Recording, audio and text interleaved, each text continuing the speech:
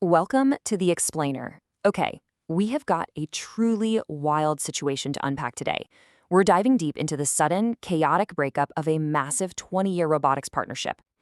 For 2 decades, VEX Robotics and the Robotics Education and Competition Foundation, you probably know them as RECF, worked hand in hand.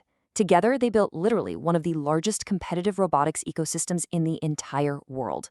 But looking ahead to 2026, that partnership hasn't just cracked, it has completely shattered, leaving thousands of students, coaches, and schools totally caught in the crossfire. So it really begs the question, what actually happens when a dominant, unified force in STEM education just abruptly self-destructs? High school and middle school robotics teams are facing a massive dilemma right now. Think about it. They've invested thousands of dollars in parts and years of their lives building up these programs. And now, suddenly they're staring down two conflicting organizations, a multi-million-dollar lawsuit, and a bitter, bitter battle over the community's primary event website. Let's break down exactly how we got here. All right, part one, the shocking 2026 split. Let's trace how this sudden termination actually unfolded and the sheer shockwaves it sent through the whole community. The sheer speed of this chaos is what's really staggering.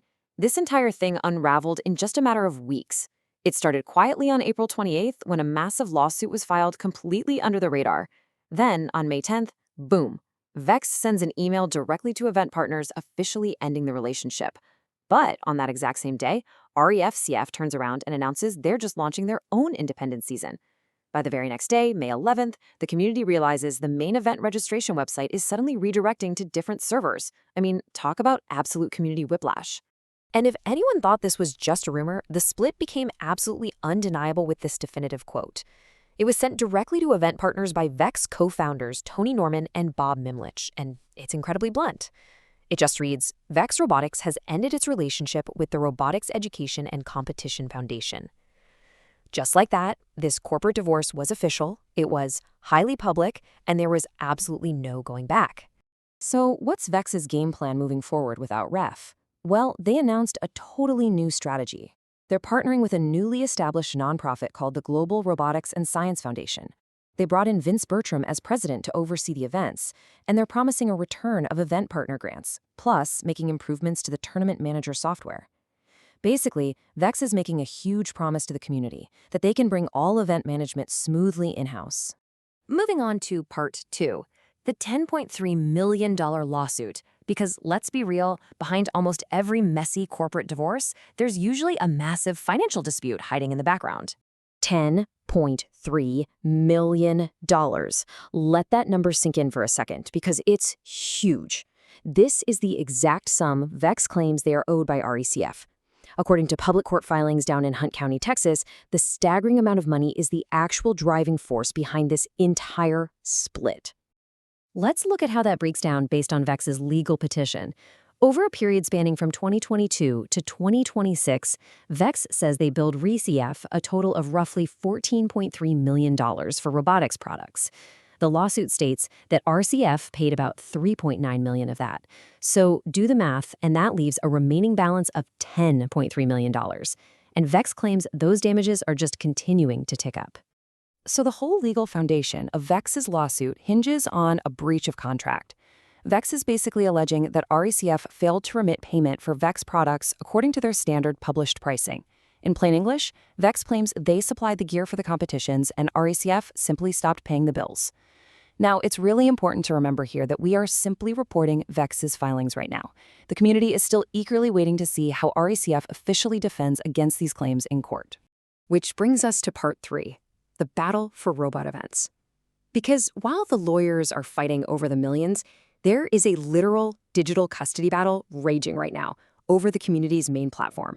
VEX did not mince words here. They issued a strict cutoff, stating, REC is no longer authorized to organize, administer, sanction, or represent VEX robotics competitions in any capacity.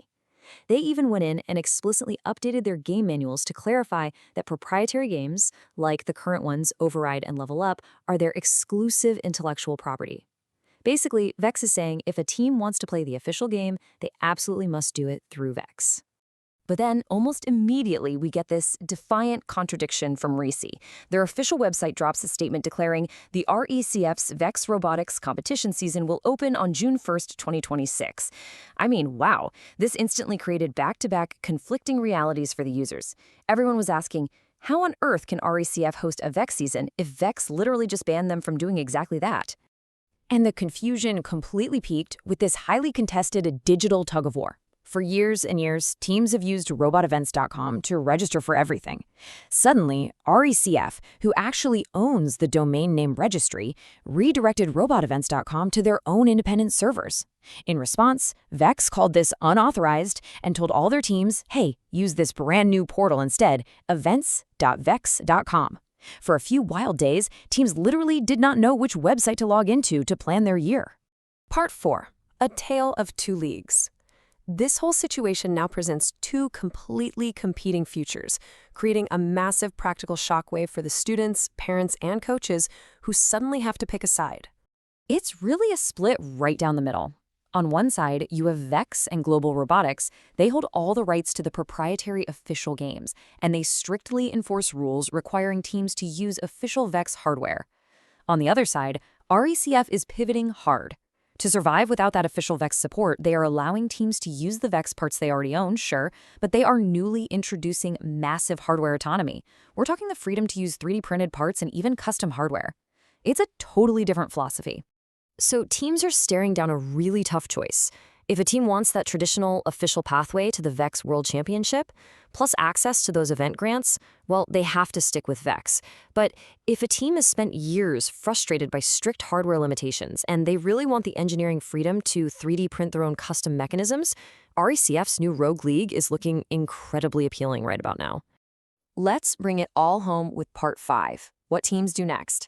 Let's wrap up this explainer by looking at the reality on the ground for the community. Right now, teams are stuck in a holding pattern, carefully weighing three major factors. First, they want the official world's pathway. A lot of teams feel forced to stick with VEX simply because colleges and schools recognize that standard. Second, there's a huge fear of divided sponsor funding. Sponsors usually want to back the winning official horse, right? Third, and this is a big one, the community is heavily weighing past controversies. Source materials highlight deep-seated frustrations regarding VEX's parent company, IFI. Past public allegations of a toxic workplace and hostile culture under IFI leadership are actively influencing some coaches and teams. For some, remaining loyal to RECF is a matter of principle, even if it means losing access to the official games. Ultimately, it is an incredibly messy, complicated corporate divorce, and the students are the ones caught right in the crossfire. So what's going to happen? Will VEX's iron grip on the intellectual property and the prestige of the World Championship completely crush RECF? Or will RECF's promise of 3D printing freedom and their deep community loyalty allow them to build a thriving independent league? Which league will actually survive this? Honestly, only time will tell. Thank you so much for joining me on this explainer, and I'll catch you next time.